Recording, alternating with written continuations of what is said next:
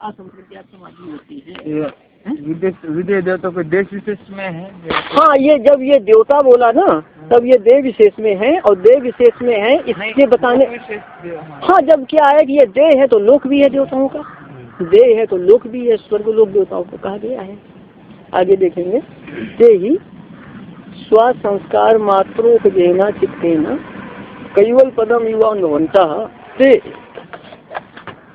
वे अपने संस्कार मात्र से अवशिष्ट चित्त के द्वारा, उनका चित्त कैसा है? संस्कार मात्र से अवशिष्ट है। अब संस्कार मात्र मतलब संस्कार मात्र से शेष है उनका चित्त। कैसा शेष है? संस्कार मात्र से शेष है। मतलब क्या है कि उनका पूर्व जन्म की साधना के अभ्यास से चित्त वृत्ति का निरोध करना वो जानते हैं, तो चित्त की वृत्ति का निरोध कर लिया है, तो वृत्ति रूप से चित्त नहीं है, चित्त वृत्ति रूप से नहीं है, बल्कि किस रूप से शेष बचा है? संस्कार रूप से शेष बचा है चित्त। ऐसा। और ये क्या कैसे है कि मतलब संप्रज्ञात समाधि की स्थिति को पार करके नहीं आए हैं, है ना। संप्रज्ञात समाधि की स्थिति को पार करके नहीं आए, इसलिए बहु प्रत्यय हैं कि वे अपने संस्कार मात्र से अवशिष्ट चित्त के द्वारा कैवल पर जैसा अनुभव करते हुए, कैसा अनुभव करते हुए? कैवल पर जैसा कहा है, कैवल्य नहीं है। कैवल पद का मतलब कैवल्य, कैवल पर जैसा अनुभव करते हुए स्व संस्कार विपाकम तथा जातीयकम, स्व संस्कार विपाकम तथा जातीयकम करते उस प्रकार के या वैसे अपने संस्कार के फल को, वैसे अपने संस्कार के फल को अतिवाहंती वाहयंती करते भोगते हैं। अतिवाहयंती है ना। तथा जातीयकम करते उस प्रकार के स्व संस्कार विपाकम अपने संस्कार के फल को भोगते हैं, या अपने संस्कार के फल को अपने संस्कार का फल भोग कर क्षीण करते हैं। अतिवाहयंती करते भोग कर क्षीण करते हैं। तथा जातीयकम उस प्रकार के अपने संस्कार का फल, अपने संस्कार का फल भोग कर क्षीण करते हैं। भोग कर क्या क्षीण करते हैं? संस्कार का। उनके संस्कार का फल वही है क्या? कैवल पद जैसा अनुभव करना। उनके संस्कार का फल क्या है? कैवल पद जैसा अनुभव करना।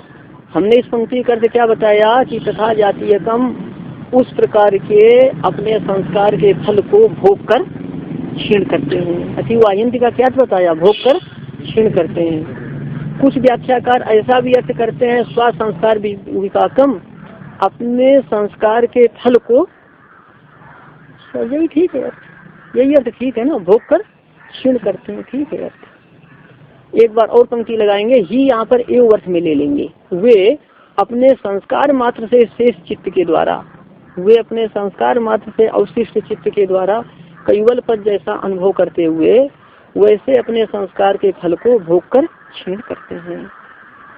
अच्छा, तो अब ये क्या है कि इस प्रकार, और जब ये इनको किसी नूतन देह की प्राप्ति होगी ना तो फिर वो साधन कर सकते हैं, तो अभ्यास तो है ही इनका।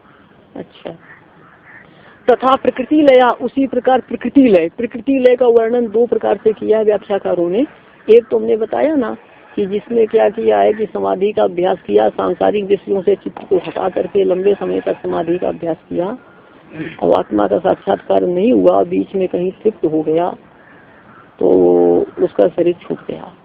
अब क्या है कि सांसारिक विषयों से चित्त को हटाया उसने, इसलिए उसका शीघ्र जन्म नहीं होगा, आत्मा का साक्षात्कार नहीं हुआ इसलिए कभी होगा, तो वो प्रकृति में लीन होकर के पड़े रहते हैं।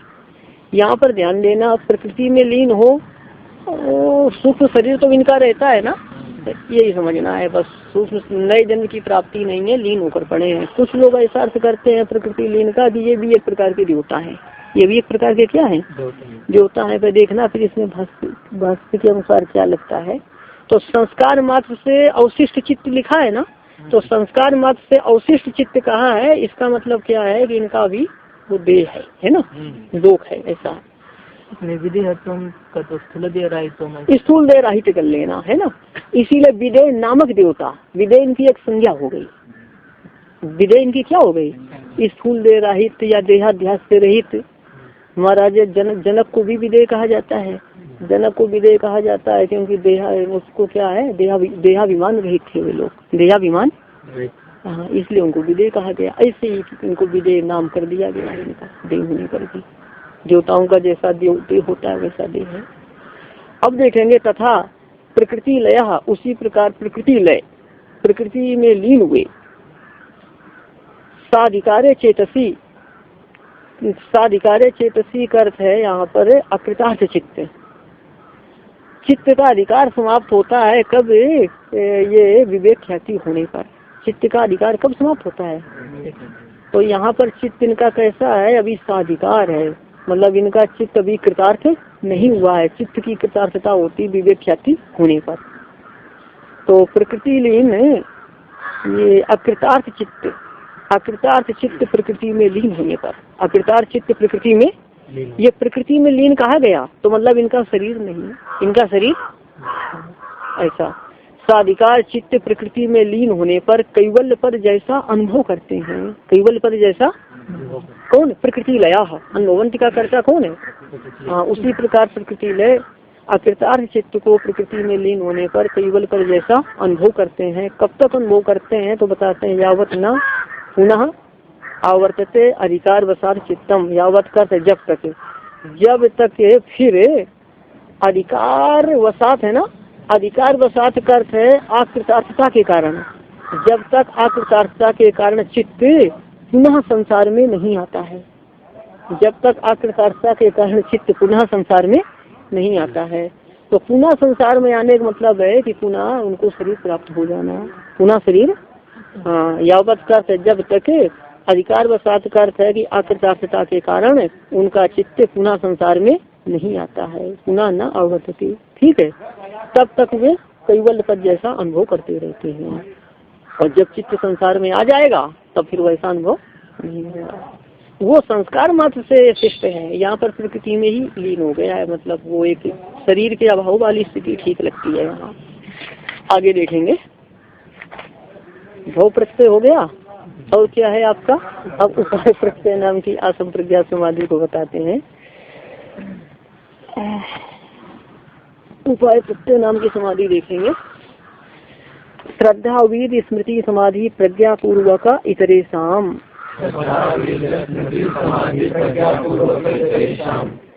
इतरे शाम से लेना है यहाँ पर योगी नाम, योगी।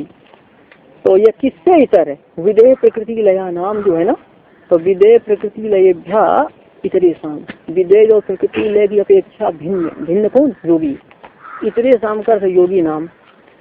तो योगियों की असंप्रज्ञात समाधि श्रद्धा वीर स्मृति समाधि तथा प्रज्ञा पूर्वक होती है। क्या? योगियों की असंप्रज्ञात समाधि श्रद्धा वीर स्मृति समाधि तथा प्रज्ञा पूर्वक होती है। मतलब योगियों की जो असंप्रज्ञात समाधि है उसके पूर्व में ये सभी होता है। योगियों की जो असंप्रज्ञात समाधि है उसके पूर्व में यह सभी होता है।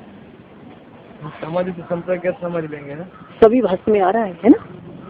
संप्रज्ञात समाधि लेना है, अब वो भाष्य में सब आ रहा है अभी इसका वर्णन। देखो, उपाय प्रत्यय योगी योगी नाम भगवती, योगियों की उपाय प्रत्यय नामक असंप्रज्ञात समाधि होती है। योगियों की उपाय प्रत्यय नामक असंप्रज्ञात समाधि होती है। कौन सी समाधि? योगियों की उपाय प्रत्यय नामक असंप्रज्ञात समाधि होती है। ठीक है, दो भेद किए थे ना असंप्रज्ञात समाधि के, कौन को? भव प्रत्यय और उपाय प्रत्यय। अब यहाँ पर तो उसकी भव प्रत्यय नामक असंप्रज्ञात समाधि के पूर्व में क्या होता है? सर्वप्रथम श्रद्धा। तो श्रद्धा बताते हैं, श्रद्धा चेतसा संप्रसाद। श्रद्धा है चित्त की प्रसन्नता, चित्त की प्रसन्नता या चित्त की निर्मलता, चित्त की, हाँ, श्रद्धा है चित्त की निर्मलता, चित्त की शुद्धि, जिसको अंतःकरण की निर्मलता कहते हैं। श्रद्धा है अंतःकरण की निर्मलता। वैसे इसका अच्छा अर्थ ये है योग में अभिरुचि। श्रद्धा चित्त की निर्मलता है, अर्थात श्रद्धा का अर्थ है चित्त की योग में रुचि, चित्त की योग में रुचि, ये मतलब है। श्रद्धा चित्त की निर्मलता का नाम है, श्रद्धा चित्त की निर्मलता का नाम है, अर्थात चित्त की योग में जो रुचि है उसे क्या कहेंगे? श्रद्धा। ये ठीक है। तो जो योग में रुचि है ना उसके लिए कहते हैं सा ही जननी युवा कल्याणी योगिनम पाती। यहाँ भी ही एवं अर्थ में लेंगे, यस्मात अर्थ में नहीं लेंगे। तो यहाँ पर देखेंगे सा का क्या है? श्रद्धा।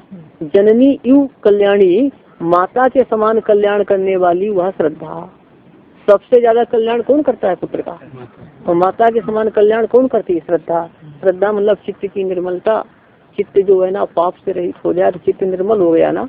और यहाँ पर अच्छा अर्थ क्या बताया? योग में रुचि।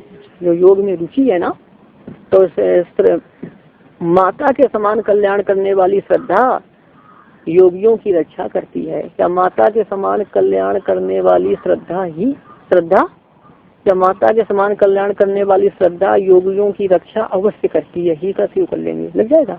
माता के समान कल्याण करने वाली श्रद्धा योगियों की रक्षा अवश्य करती है।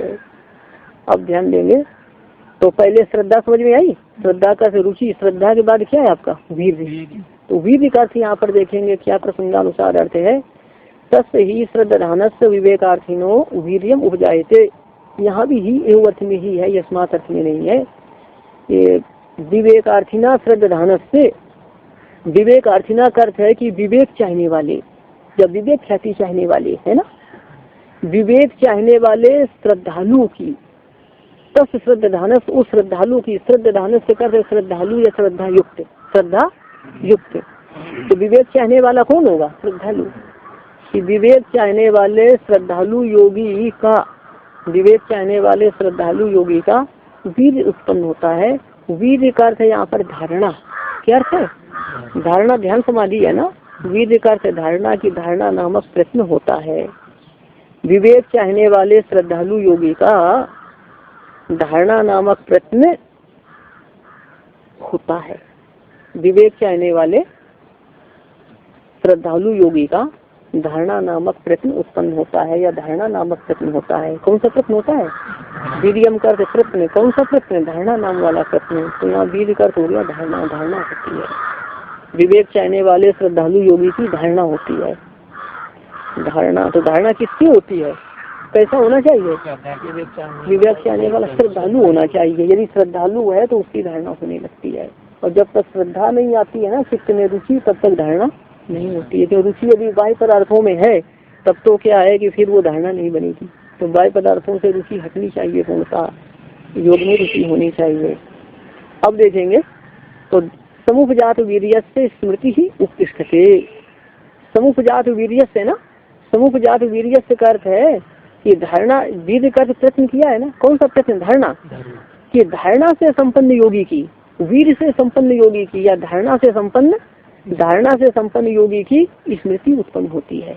धारणा से संपन्न योगी की स्मृति उत्पन्न होती है। धारणा के बाद क्या होता है? योग का अंग ध्यान। तो यहाँ स्मृति करते ध्यान कि ध्यान क्या है? एकाकार चिंतन, एकाकार स्मरण। एकाकार स्मरण, जैसा गुरु के उपदेश से सुन लिया, शास्त्र से जैसा सुन लिया, वैसे ही लगातार चिंतन करना।